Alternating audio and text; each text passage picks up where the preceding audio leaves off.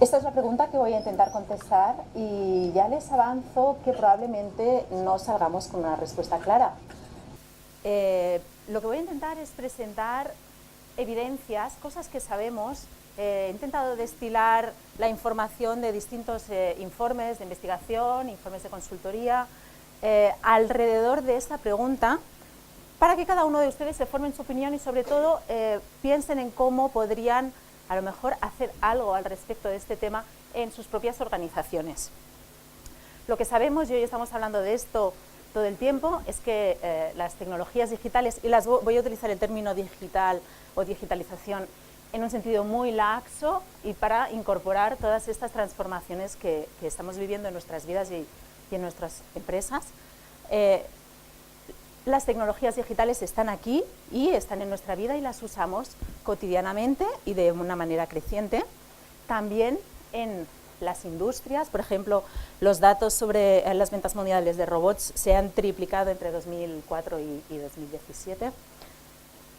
Y también, por supuesto, los procesos de automatización está cambiando la manera de trabajar, la manera de operar y nuestra manera de vivir y trabajar a causa de la digitalización.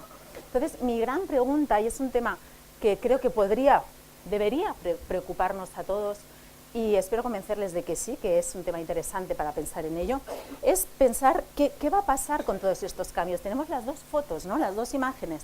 La imagen apocalíptica de que los robots nos van a expulsar del mercado de trabajo y van a hacer nuestra vida horrible, o la otra imagen, que porque antes estaban citando el ejemplo de los digital nomads, ¿no? Idílica, de yo trabajo donde quiero, cuando quiero, como quiero, soy muy feliz y en 4 horas al día desde las Bahamas me gano la vida gracias al trabajo digital. Obviamente ya van a imaginar que no nos vamos a posicionar en ninguno de estos extremos, pero las dos visiones están.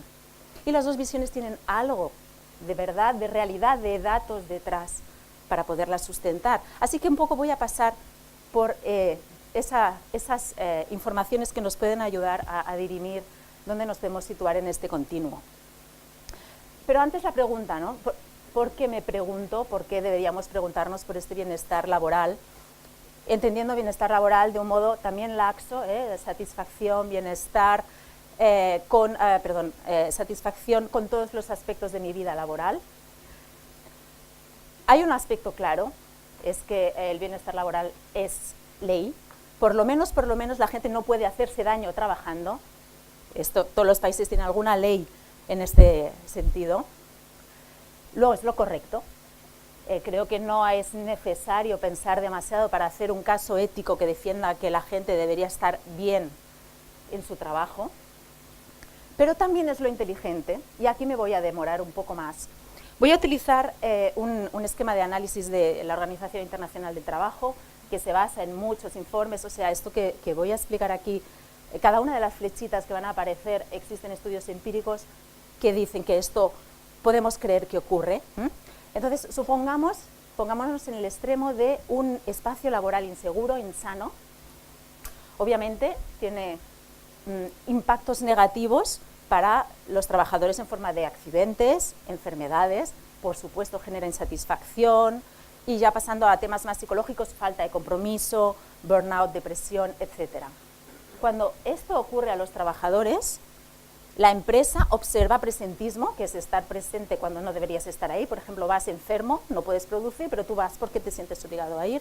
Lo contrario que sería el absentismo, irte cuando no tienes realmente una motivación real, una causa real. Incapacidades, pagos de seguros, demandas, etc.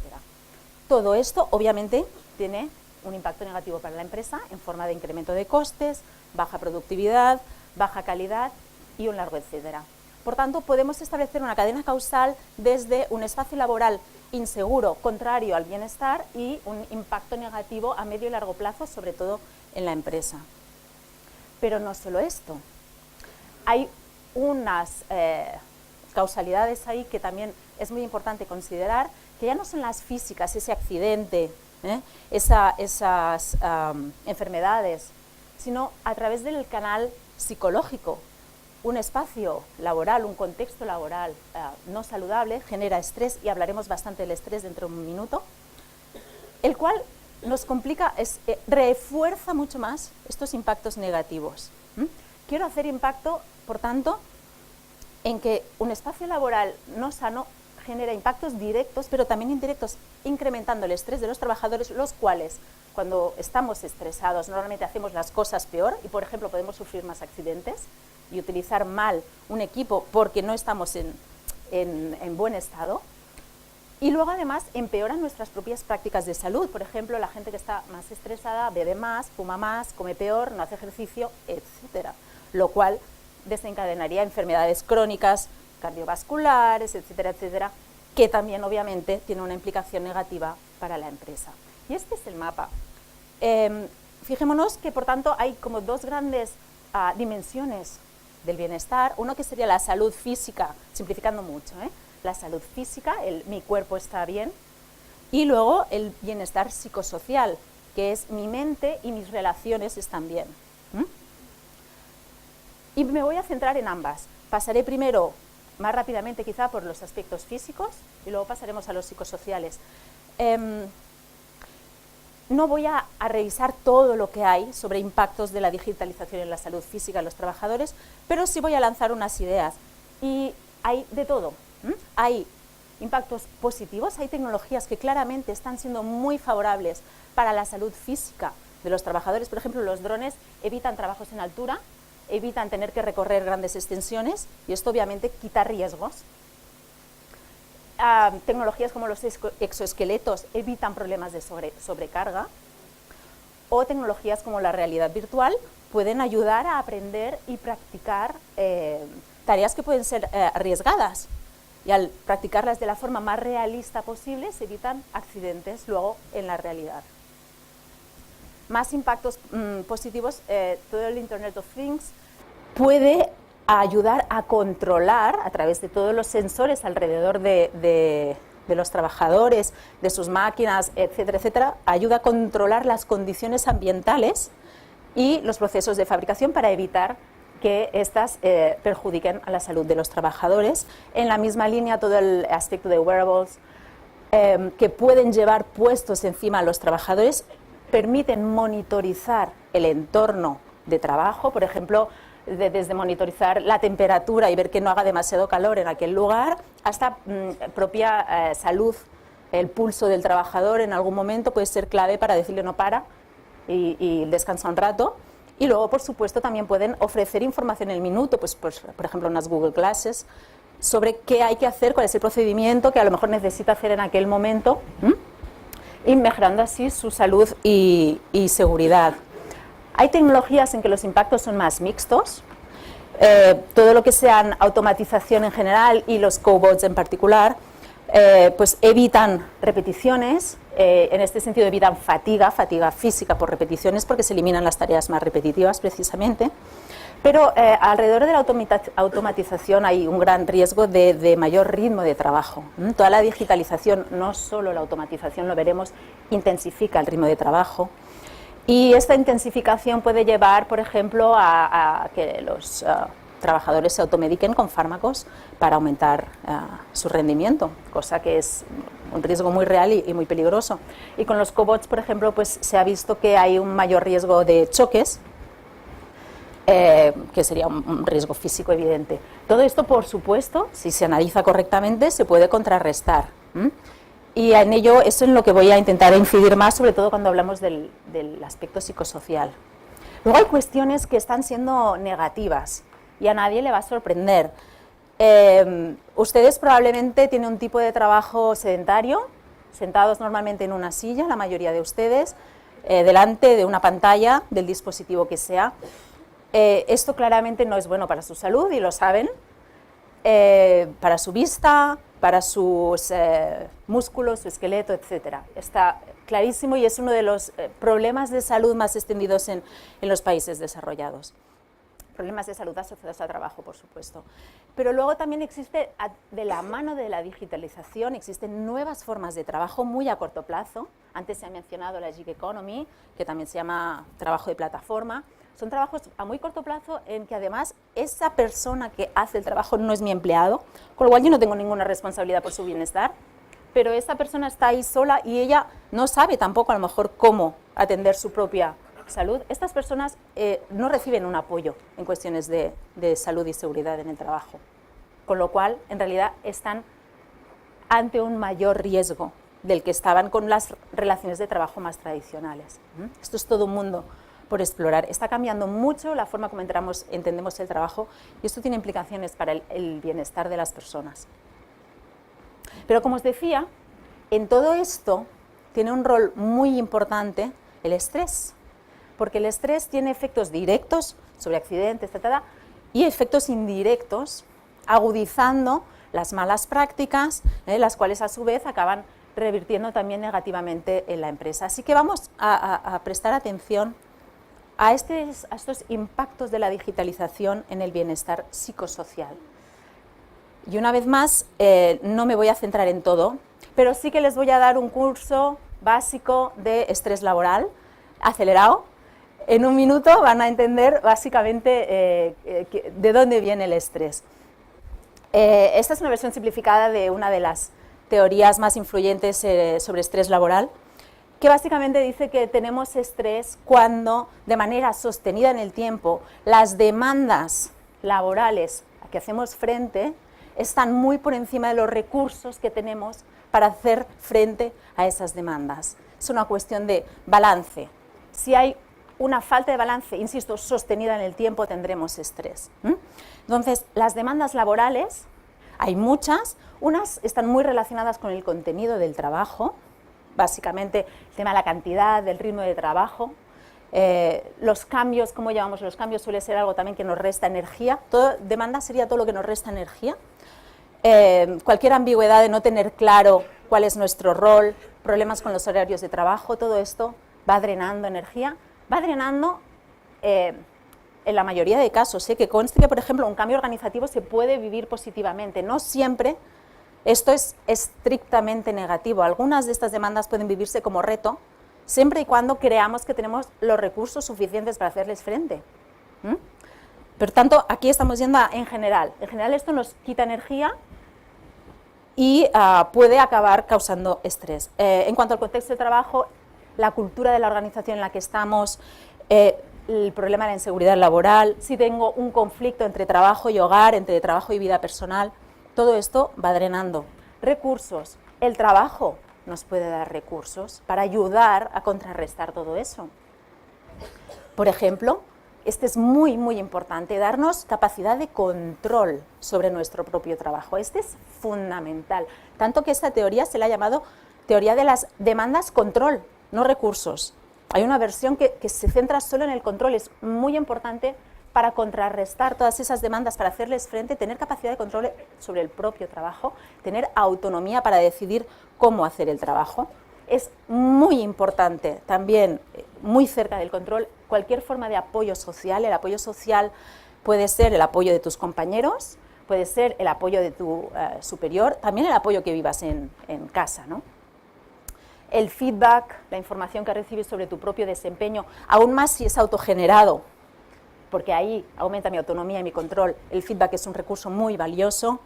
Las posibilidades de desarrollo personal, el significado que yo le doy a mi trabajo, todo eso son aspectos motivacionales que reequilibran la balanza del estrés. Por supuesto, también hay recursos personales en los que no voy a entrar tanto, pero las personas más optimistas o con más convicción de sus capacidades, de sus posibilidades de tirar adelante, suelen sobrellevar mejor las situaciones estresantes. Entonces vamos a pasar solo por algunos ejemplos, no voy a hacer la revisión de todo lo que hay, pero sí que vamos a pensar y vamos a ver cómo todo eso se manifiesta, ¿no? Por ejemplo, ¿no? Todo el tema de wearables de todo tipo. Conocemos el caso Amazon, conocemos otros casos en los que te están diciendo, no puedes hacer esta pausa, no, has pasado demasiado tiempo en el baño. Esto es una locura, esto es una intensificación, una falta de autonomía y también una tecnoinvasión de la intimidad criminal. Entonces, esto es una demanda muy fuerte que está siendo potenciada de una forma obvia por las tecnologías que nos siguen allá donde vayamos y que dan datos a la organización sobre qué es lo que está haciendo el trabajador en cada uno de estos momentos. Si esta información se usa para subyugar, para controlar desde la organización, esto es estrés. Si esa información la tiene el propio trabajador para autocontrolarse y decidir cómo va a organizar mejor sus tareas, lo podemos reconvertir en recurso. ¿Vale? Por tanto, ahí siempre es la reflexión que yo les invito a hacer para cada uno de los estresores, pensar qué recursos podría haber que los compensaran. Y a veces puede ser el mismo hecho, llevar un wearable. Es cómo lo utilicemos, que lo convertirá de demanda en recurso. ¿Quién no se ha levantado, quién ha llegado un lunes por la mañana y se ha encontrado con esto? Esto es obviamente estresante y esto es complicado, muy complicado de gestionar. Luego podemos hablar, por ejemplo, es difícil evitar cuántos mails te entran, pero sí que a lo mejor es posible decidir cuándo te entran.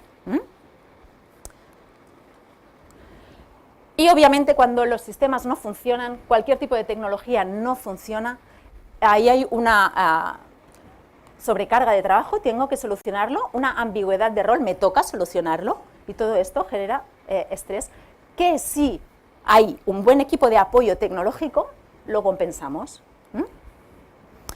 Más problemas. Hay tecnologías o modos de trabajo favorecidos por las tecnologías que pueden aumentar el aislamiento. Y no solo el teletrabajador ahí lejano y solo. Este trabajador, por ejemplo, al que le pusieron un dron para hacer un trabajo que antes hacían entre dos, ahora lo hace solo con un dron, es el dron el que mira la facha del edificio, él antes iba con un equipo, uno subía, el otro anotaba abajo, ahora está solo. Hay que analizar las tecnologías también desde el punto de vista psicosocial. Y obviamente en el caso del teletrabajador que está en otro lugar hay que ver si le va a faltar apoyo social, es un recurso muy importante. Este caso tampoco creo que haga falta explicarlo demasiado. Estamos enganchados al smartphone, miramos los mails del trabajo a cualquier hora, con nuestros hijos en casa, en vez de jugar con ellos, en vez de hablar con nuestros esposos, y esto es un problema, y ahí hay cosas que se pueden hacer, medidas que pueden implantar las empresas para, por ejemplo, esta famosa ley francesa de que no se mandaran mails después del horario laboral. Se puede aplicar de muchas maneras, pero sería un recurso. Y obviamente, cuando un trabajador tiene miedo por su empleo, por culpa de los robots que vienen a quitarme el puesto de trabajo, esto genera muchísima ansiedad. ¿Se podría contrarrestar? Sí, claro, capacitemos al trabajador, expliquémosle a dónde vamos y cómo necesita evolucionar para que eso no ocurra. Viendo todo este panorama, ¿qué recomendaciones haría yo para las empresas que quieran tomarse en serio esta cuestión? Lo primero sería una visión estratégica de la cuestión del bienestar. No es del despacho de prevención de riesgos laborales. Ese es el técnico que nos va a ayudar a poner muchas cosas en práctica. Pero el bienestar tiene impacto sobre la organización y lo hemos visto en este gráfico. Desde el minuto cero en que tiene impacto en estas cuestiones tan importantes es una cuestión estratégica. Y luego además es muy importante, si tenemos una visión estratégica de algo, medirlo adecuadamente, más allá de los accidentes y de las bajas por enfermedad. Hoy en día, tiempo de Data Analytics, HR Analytics, si tenemos una buena calidad de datos, podemos trazar esta cadena de causalidades desde la calidad del entorno laboral hasta los resultados de la empresa.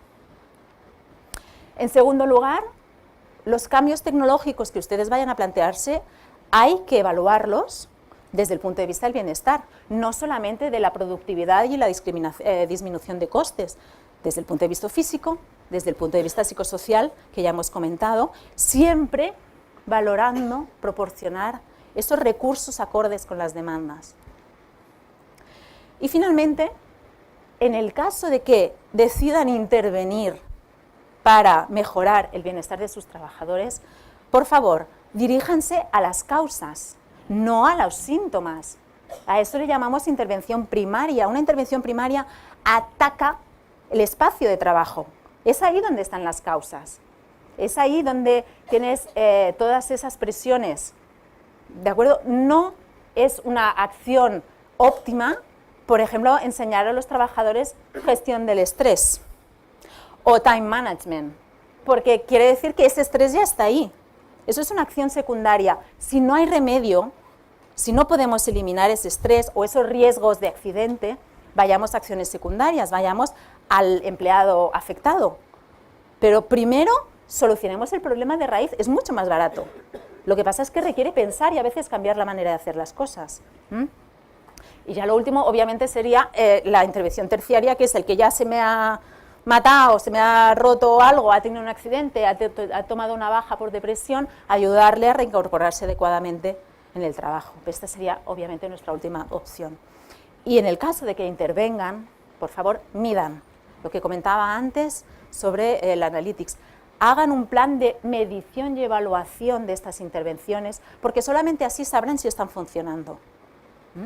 Existen muchas medidas, hay que elegir las más adecuadas para la empresa, pero si se hace correctamente, si se comparan correctamente los grupos en los que estoy interviniendo con los grupos en los que no estoy interviniendo, podrán llegar a conclusiones válidas, sólidas, basadas en la evidencia, para mejorar el bienestar de sus trabajadores. Y de este modo, poco a poco, podremos tener unos colaboradores sanos, satisfechos, implicados con el trabajo, que a la larga redundan en unos mejores resultados para la empresa.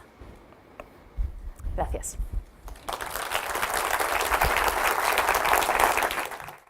¿Alguna pregunta para Eva? Hola, buenas tardes. ¿Cuál es más que el impacto, sino que cómo es porque estamos hablando de todo un proceso de cambio, ¿verdad? Y con esto viene la gestión del talento, y entonces como que se están uniendo las cosas y el tema es la persona, ¿verdad? Entonces, ¿cómo tú recomendarías de alguna manera esto que ya está, no es algo y hay que ver cómo administrarlo, ¿ya? Desde que tenemos el concepto de la gestión del talento como un apoyo, como un cambio al concepto de recursos humanos, ¿ya? El tema del trabajo que va cambiando, todo este asunto. Entonces, ¿cuáles crees tú estratégicamente en el fondo son más que los indicadores, sino que las personas que tienen que ser desarrolladas y capacitada, porque esto es un continuum, ¿ya? Para incorporar estos elementos? Ya está el concepto de gestión de talento que tiene un tiempo, y esto de lo que es la revolución 4.0. Perdona, pero no he llegado a entender la pregunta.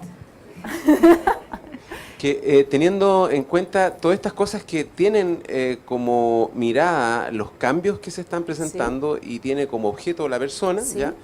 ¿Cuál crees tú que es el continuum de una empresa, ¿ya? En términos de apoyo, de asesoría o de trabajo que hay que incorporar en una organización, ¿ya? Por un lado, ¿qué tipo sería para lo que es la parte más directiva, líderes? ¿Dónde crees tú que en el fondo están los drivers para poder administrar de mejor forma esto? Ok, gracias. Aunque sea redundante con cosas que ya se han dicho, obviamente si no cambia el mindset de la cúpula directiva, esto no va a ninguna parte. Si el CEO no cree que el bienestar redunda en el bien, o sea, es legal, es correcto y es inteligente, si esto no se lo cree, esto no va a cambiar, porque si trabajamos para hacer esto, no va a cambiar. Supongamos que esto cambia, hay una parte muy importante que es adaptarlo a la realidad de la empresa. Las tasas, si una empresa industrial siempre va a medir accidentes y cuestiones de este tipo, y esto digamos que ya está, pero hay otras cuestiones, por ejemplo, acabar de llevarlo a calidad de servicio o capacidad de innovación. Para mí sería fundamental llegar a establecer este vínculo. Entonces, empezar con algunas acciones, siempre en comunicación con los trabajadores. Cuando vayamos a hacer algo relacionado con los cambios tecnológicos, por favor que sea participativo, que no sea top-down. Si logramos que sea participativo, que haya el input de los trabajadores por el canal que nos parezca más apropiado, y luego medimos qué ha pasado, tendremos un business case potente para... Yo empezaría con un pequeño experimento en un área concreta de la empresa, construiría el business case ahí y entonces diría, veis, esto está funcionando, y lo llevaría a otras partes de la organización. Si nos podrías comentar algo sobre la brecha generacional, porque evidentemente los recursos que tienen los más jóvenes que han sido digitales desde que nacieron y los que no hemos sido tan digitales, sí. ¿Cómo manejamos esto en el tema de los factores protectores?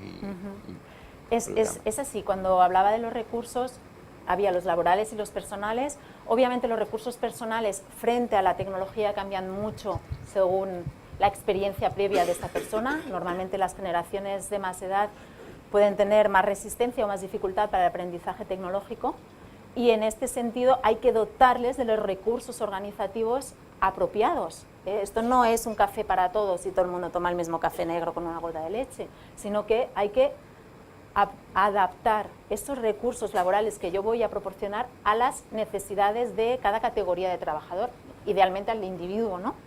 Pero por lo menos en cuestiones tecnológicas sí que hay que tener muy presente el tema, diría, generacional, o por lo menos de habilidades tecnológicas que podemos correlacionar con la generación, pero yo me resisto mucho a hablar de generaciones, que conste que creo que hay talento senior tecnológicamente muy capacitado y al revés, con talento junior que solo saben usar su iPhone.